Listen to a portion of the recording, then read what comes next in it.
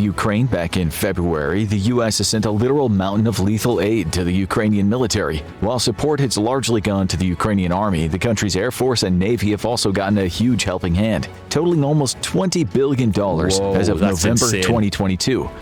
Hey troops, welcome back to the channel. My name's Ryan. I'm a former commando from the United Kingdom, and today we're going to be reacting to deadly weapons that the United States of America is sending to Ukraine.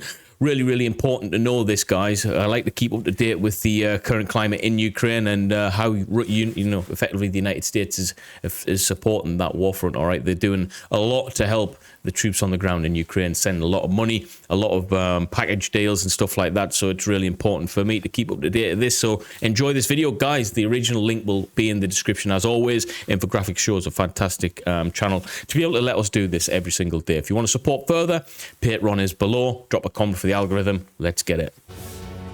You don't need me to tell you that misinformation in the news is at an all-time high, especially when it comes to topics with huge global implications like the conflict in Ukraine. One of the hardest parts about researching topics, like today's video on weapons the U.S. is sending to Ukraine, is being able to find sources untainted by bias or by their own financial motivations, which is why I've started using Ground News. Ground News is the world's first news comparison platform, and I mean that you can literally compare news, like with this article about the U.S. shipping weapons stored in Israel to Ukraine, where you can see that the literal mountain of lethal aid to the Ukrainian military. While support has largely gone to the Ukrainian army, the country's Air Force and Navy have also gotten a huge helping hand, totaling almost $20 billion as of November 2022. Let's take a look at some of the weapon systems the U.S. has sent to Ukraine so far. The war has frequently proven that being part of a tank crew is the most dangerous job on the battlefield, and for a good reason. The U.S. has sent tons of anti-tank weaponry to Ukraine, with thousands of armored vehicles flooding the Ukrainian countryside and little armor to face the Russians. The Ukrainian military needed a big helping hand to deal with them. One of the most famous anti-tank weapons is the Javelin. Javelin is such an effective bit of kit. In Afghanistan, this was really effective against fighting the Taliban, okay? And we understand that Russia has a bit of an Achilles heel when it comes to ground-to-air missiles, all right? We understand when Russia was in Afghanistan originally, the Americans were supplying the Mujahideen with ground-to-air missiles to take out the helicopters, and their air force effectively got massively hit during that time, effectively leading to Russia having to get the hell out of Afghanistan, literally for that reason. So don't underestimate the power of these javelins, guys. They can literally turn a war completely on its head. Fantastic bits of kit. The Javelin anti-armor missile system has been a mainstay of U.S. forces since the mid-1990s. Part of the reason it's so effective is due to its ability to be a fire-and-forget weapon, while also attacking its target from the top down. Because it is fire-and-forget, the operator can quickly run away once the missile leaves the tube to avoid enemy counterfire. This is because the missile will continue tracking the target once it's locked onto it. So what you're seeing there is something that's actually tactically better than, in some situations, a tank, because a tank is big, it's bulky, they don't move as fast in certain situations. Once it's fired or ejected its weapon system on target, it's big and cumbersome. It can't get out the way as quick as a human can. A human can hide in a bush, get the hell out of there, shoot and scoot, and onto the next target, guys. That's what makes these things very effective. And guess what? It might sound horrible. Human life compared to a tank in terms of overall cost, tanks cost a lot of money to maintain, to build, and to occupy in terms of the manpower, the crews that are there. So these things are fantastically effective on the battlefield. The top-down attack feature allows the operator to attack the most vulnerable part of a tank, its top armor. Most tanks have their heaviest armor up front, followed by the sides, rear, and lastly the underbelly and top of the tank. Because the top is much weaker, a strong attack there will likely cause a catastrophic kill. A catastrophic kill is when the entire tank blows up and is completely destroyed rather than just being damaged. So we've covered this many times on our Patreon. Link will be in the description, guys, actually. And I can't put the footage on YouTube for obvious reasons, but we do a lot of combat breakdown reviews on these very situations that he's talking about. And it's incredible, all right? Some of the tanks are very poorly maintained, leading to, you know, catastrophic injuries to the individuals and to the kit and equipment as well. It just gets destroyed off these things. So if you want to go check that out, link is in the description, guys. You'll see all of that stuff there. meaning enemy forces would be able to repair it later on. These attack platforms have proven themselves to be very effective, so the US military has sent over 8,500 of them to Ukraine. Now it's important to note that it's unclear if 8,500 means CLUs or disposable missile tubes. This is important because the brains of the Javelin is the Command Launch Unit, or CLU. This attaches to a disposable missile tube that, when combined, makes the weapon system up. Regardless, Ukraine has gotten a ton of these. The US has not only been sending Javelins, but also 38,000 other anti-armor systems. While it's unclear what these could be, more likely, these are AT-4 rockets, used as the replacement to the Vietnam-era Law for decades. The AT-4 is a mainstay of man... Sorry, guys. Oh, if you haven't noticed that. Only a Marine, man. Hoorah! What's he doing to that weapon system, that AT-4? I can tell you now, it doesn't look normal. Portable anti-armor firepower. Its simple use it and lose it design makes it a simple but effective weapon system for engaging light armored vehicles, buildings, bunkers, and anything else a soldier needs to blow up from a distance. While AT-4s are not a good alternative to Javelins for taking out tanks, they are a great force multiplier for the hundreds of thousands of citizen soldiers Ukraine has recruited into its National Guard. These troops were being thrown into combat, often without a lot of training, at the beginning of the war. Putting this simple but effective weapon system in their hands makes them a force multiplier and boosts their confidence on the battlefield. It does. It's a very bad time for the Russians to be in a tank crew, especially with kit and equipment that is poorly maintained, not really cared about. The individuals in these tank crews are not really cared about. The spare parts available can just, try and get another guy in and do the job for you if you get injured. That type of attitude, guys. All right, it's not great, and that's why I think Ukraine is utilizing countermeasures such as the Javelin weapon systems to be able to just take them out. All right, what's the point of putting tanks on the ground and having these battles? Just put a crew of anti-tank guys in. Boom, job's a good one. Another great confidence booster has been the huge amount of artillery and artillery shells the US has sent over. After Ukraine repulsed the initial invasion and the Russians pivoted to eastern Ukraine, the war became a war of artillery. Numerous observers have noted that the Russian army blasts their artillery day and night without end. On the other hand, Ukrainian artillery has been literally outgunned by both number of guns and the amount of ammunition each one could fire. With Ukrainian troops suffering almost constant bombardment, the US decided to give them some tools to help even the playing field. As part of its comprehensive aid package, the U.S. has sent 142 155mm guns and 36 105mm guns, along with over 1 million shells to feed them. Now, Russia has historically always utilized artillery as I don't want to say a bullying tactic because, people are getting eradicated off the face of the planet by these measures, okay? But they do heavily bombard areas with massive ordnance, okay? Massive amounts of heavy artillery shells and stuff that just destroy cities off the maps. That's done for one or two reasons, all right? It's to demoralize the individuals massively and to turn the civilian population against the war enough to demoralize them to say, listen, just give them what they want. So it's a tactic being used by Russia for many, many years, decades, and it's something that is effective to a degree. And unless you can, fight back strategically, the way to do it with this, in this case, is to think smart about it. You're not just going to match them with their brute and their, the sheer amount of artillery shells. You have to be very, very coordinated. And we've seen that with Ukraine. What they've done is they've targeted, instead of targeting individuals on the ground as much, they're targeting the areas in which the shells are being, like munition depots and stuff. Target them where it hits, at the heart, the epicenter of the resupply chain, because we understand that Russia is a terrible, it's terrible logistically speaking, okay? So you hit them at the heart, take the munition supplies out, they can't resupply the front lines, they can't bombard like they used to do, which in turn affects their morale, okay? The US sent more heavy artillery systems because the Ukrainians needed longer range artillery. Since older Soviet artillery systems did not have the range of modern Russian equipment, the Russians could move outside the effective range of those systems and blast away at them.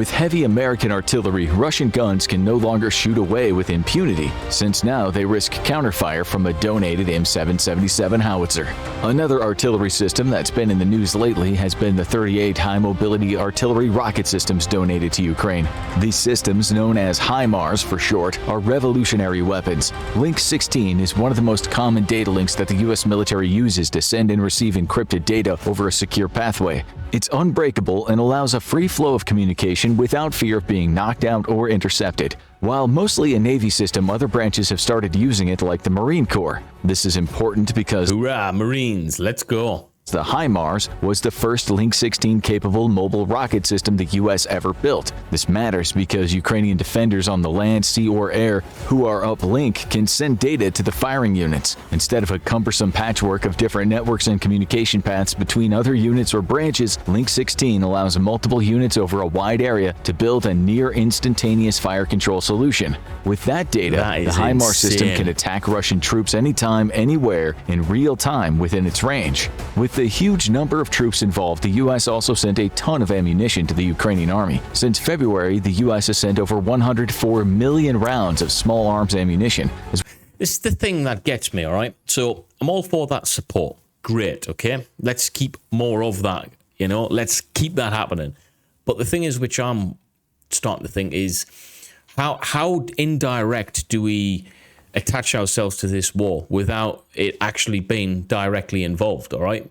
So what I mean by that, NATO isn't effectively in Ukraine, but indirectly they are. So at what point does that switch over happen? You know, it's something that we need to really consider, because if NATO got involved, yes, they'd decimate Russian troops. The casualty rates for Russia would be unbelievable. But that then puts them into a position of desperation. Now, if we think about what that looks like for everyone else, they've got nuclear warheads in place. Now, if they're put into a position of unbelievable defeat where their military's just literally decimated off the face of the earth, wiped out, are they going to be put into a position where they're more capable, more in tune with potentially using nuclear warheads? That's what I've been thinking about over the past few days and weeks, guys. All right. How indirect does NATO have to be involved before it's obviously a direct involvement, you know? As we've talked about before, the Ukrainians use a wide range of weapons dating back to World War II to more modern weapons we're used to seeing on a 21st century battlefield. We should be clear that most World War II weapons go to National Guard units. The bulk of their military is armed with modern equipment. The breakdown of the ammunition types is unclear. Most likely it's 7.62 by 39 and 5.45 by 39, which are the calibers for AK-47s and AK-74s respectively. These two rifles make up the bulk of the current small arms inventory of Ukraine. So these are the most likely calibers. Other Soviet ammunition types used for their machine guns have likely come from Eastern European stocks, but the US did have large inventories of arms and ammo for the Afghan army, which is where our next weapon systems come from. Among the mix of ordnance, the US sent 20 Mi-17 Hind attack helicopters to the Ukrainian Air Force. Such a massive, massive capability to help out. The last time we checked, this was still a Russian-made attack helicopter. It ended up in the U.S. inventory because the U.S. purchased a bunch of these for the Afghan military. These were... I was wondering about that earlier. I'd read something. That makes a lot more sense now. Guys, I am learning stuff every day on this channel. I love it. Being refurbished in the United States, but after the fall of Afghanistan to the Taliban government, these helicopters were no longer needed, so the U.S. sent them back to Ukraine. This is the perfect solution for this seemingly useless surplus of helicopters, as many Ukrainian helicopter pilots trained on similar Soviet legacy platforms. This is the main reason why the U.S. has not flooded Ukraine with F-35s and other aircraft. So they've getting rid of surplus bits of kit and equipment that is actually more suitable for Ukraine anyway. It's it's simple but effective, guys. All right, we have to give it to them, because it would take years to train Ukrainian pilots to fly them. Another interesting weapon the U.S. has sent includes 45 T-72B main battle tanks. While this has been a mainstay, these things are better equipped with their better defensively equipped than the Russian tanks, I believe. It has better armor in the areas where Russia doesn't, in terms of their weaknesses, top-heavy weaknesses, okay? On the Ukrainian and Russian side, the U.S. has never fielded this legacy Soviet gear. And while you might think the U.S. brought some home from its 2 invasions of Iraq, you'd be mistaken. As part of a deal with Eastern European countries to empty their Soviet stocks and receive Western equipment, the Czech Republic donated its reserve tanks to Ukraine. However, these tanks had not been retrofitted with modern gun sights, night vision, or fire control computers. These upgrades and many more had to be done in the Netherlands before shipping them to Ukraine. In total, the Czechs donated 90 tanks to be refurbished, and the U.S. funded half the cost, which gives the figure of 45 T-72s. You know, without the United States, this war would be screwed, effectively. Now, what do you think about politics, guys? We understand Joe Biden's in power at this moment in time. What do you think about Trump? Because he reckons that this war would be over with one conversation. That's what he generally believes. Now, I'm not going to get into politics myself and share with you my opinions on it, but I want to know from you guys specifically, is he true when he says that, i.e. this could be over with one conversation? And if Trump was in power, he believes that he could end this right now. I'm not too sure on that one, guys. Maybe some of you in the chat could let me know. No arguments, please. Ukrainian air defenses have also gotten a laundry list of early Christmas presents. Probably the most potent air defense system the U.S. has sent has been 8 National Advanced Surface-to-Air Missile Systems. NASAMS are arguably the world's most potent ballistic missile defense system. Due to their high cost, the U.S. only has a select few of these guarding the skies over Washington, D.C., and there's a reason why they cost so much. It doesn't matter how high, low, or fast a missile is, the NASAMS can shoot it down. U.S. Air Force testing proved it was the best anti-air defense system the service had ever operated. Gifting these to Ukraine has been a blessing since during their first day in action, the NASAMS fired 10 missiles and brought down 10 Russian ballistic missiles.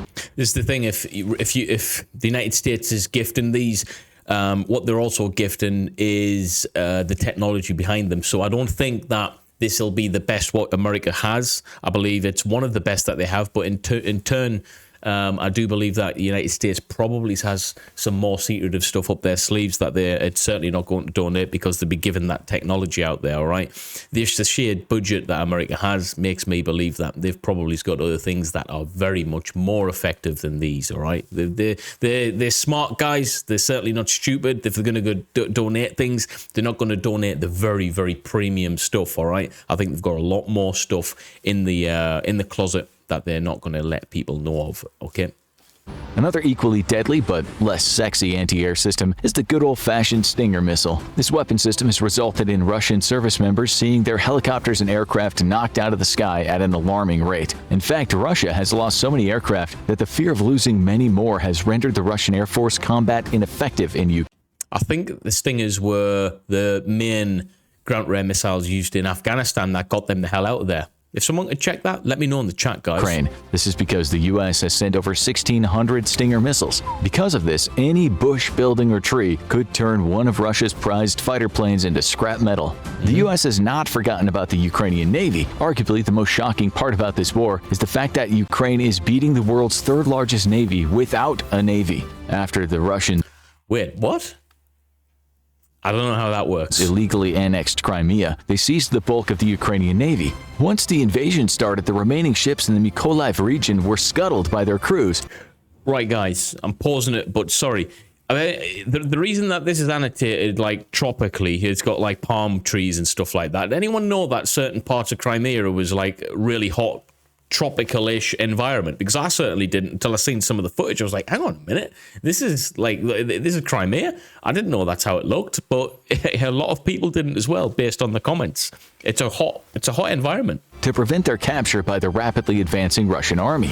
Now, totally without a navy, Ukraine has still managed to punch back through the use of long-range ballistic missiles. In March, the Ukrainians damaged or sunk 3 Russian amphibious ships in port. In April, they sunk the Russian flagship Moskva with Neptune anti-ship missiles. While the U.S. provided neither of these weapons, the U.S. has provided 2 Harpoon anti-ship missile batteries that could be used. The U.S. also sent over 58 coastal patrol boats. These are likely... Yeah, these little coastal patrol boats are very effective because they're not that big, they're not cumbersome, they can get in and around and be utilized. It's like the infanteers of the sea, so to speak, you know? You can get around and do what you need to do. The now retired Mark 6 patrol craft serving the waterways of Iraq and the Arabian Gulf. These potent attack craft can move fast and punch well above their weight. But what is more interesting than that are the unmanned surface vessels. In the DoD report, there's a small section that lists an undefined number of unmanned coastal defense vessels. Currently, the U.S. Navy does not employ any unmanned surface craft in its fleet. However, the Navy has been experimenting with them for years. Perhaps wanting to test out what they could really do, the U.S. donated what they have developed so far to Ukraine. If they have, these craft might have already been used in combat. Back in October, unmanned surface vessels... So effectively, they've just donated a shed loads of stuff, okay? They're at the forefront of the donations in Ukraine, and it's admirable, okay? And it's as I'd expect of America, you know, it's something that they've always been in terms of their position in the world, the stature that they have. They want to do the right thing. They want to make sure that Ukraine is best supplied, and it's honorable, okay? And you know, we got to thank America for that. Attacked the Russian fleet inside its home port of Sevastopol. The new Russian flagship and a minesweeper were damaged by the suicide boats. Ukraine never admitted where they'd gotten these attack craft from, but they were likely of U.S. origin. All the items mentioned in this video are just a tiny part of the vast amounts of weapons and equipment sent by the U.S. to Ukraine. We've not even touched on the huge number of different UAVs, other anti-air defenses, and radar systems. We also have yet to discuss the enormous numbers of mundane but equally important equipment like mobile hospitals, generators, body. Mundane, it's certainly not mundane, guys, all right? These things are extremely, extremely important.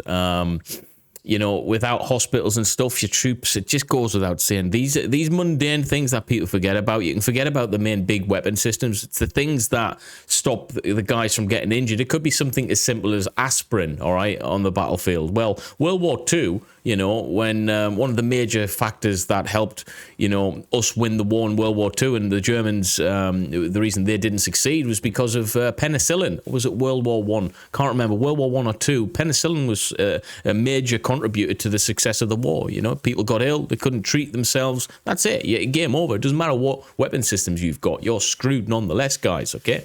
Fantastic video of that today. Troops, again, if you want to see ad-free, uncensored content, as I've mentioned before, consider joining the Patreon. I've got a plan to put a lot of content on there pertaining to Ukraine, because there's certain things I can't put on YouTube now as a result. So if you want to see in-depth breakdowns, war analysis of stuff like that, of combat footage, please consider joining the link below. Patreon, guys, I need more of you guys. Without you, I can't put these videos out. It really is the greatest contingency plan I could ever have. So if you're thinking about it, please consider joining, troops, all right? I really would appreciate it. But everyone else, thank you. I appreciate your viewership more than you'd know. And yeah, good news coming this year, guys. I can't really speak about it too much yet, but you'll know soon enough. Thanks, and I'll see you later. Peace.